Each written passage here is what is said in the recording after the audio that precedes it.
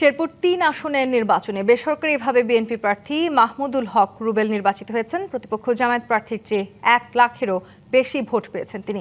এ বিষয়ে আরও জানাতে যুক্ত হচ্ছেন সহকর্মী এস.এম. জুবায়ের। আমরা সরাসরি যুক্ত হচ্ছি তার সাথে। জুবায়ের, এখন পর্যন্ত আমরা যতটুকু জানতে পেরেছি বিএনপি প্রার্থী জয়ী হয়েছেন। আপনি কোনো প্রতিক্রিয়া পেয়েছেন কিনা, সেখানকার সবশেষ পরিস্থিতি জানাবেন।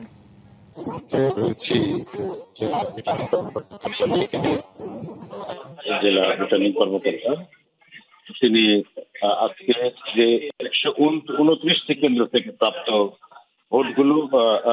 ভোট অনুযায়ী সেই ফলাফল ঘোষণা করেছে এবং আগামীকাল সকাল ১১টায় বেসরকারি ফলাফল ঘোষণা করা হবে বলে তিনি জানিয়েছেন। এবং তিনি এই প্রেস মিটিং এ বলেছেন যে এখানে যে ৩ জন প্রার্থী ছিল তার মধ্যে বিএনপি মনোনীত প্রার্থী মাহমুদুল হক রুবেল ১,১৬,১২৭ ভোট পেয়েছেন এবং তার নিকটতম প্রতিদ্বন্দ্বী জামায়াত ইসলাম মনোনীত দাঁড়িপাল্লা প্রতীকী প্রার্থী মাসুদুর রহমান পেয়েছে ৪৭,০৫১ ভোট।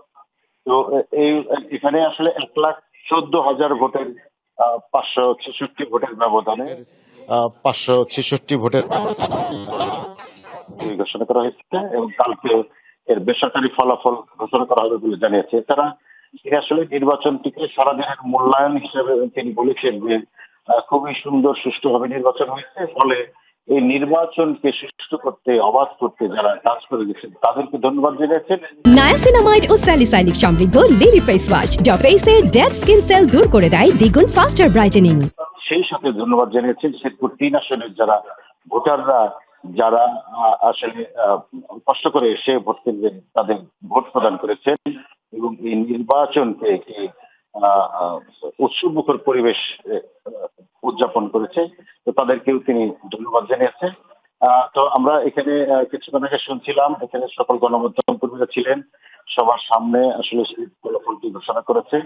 ১২৮টি ২টি উপজেলা নিয়ে গঠিত শেরপুর ৩ আসনের ১২৮টি ভোট কেন্দ্রে আজ ভোট গ্রহণ হয়েছে।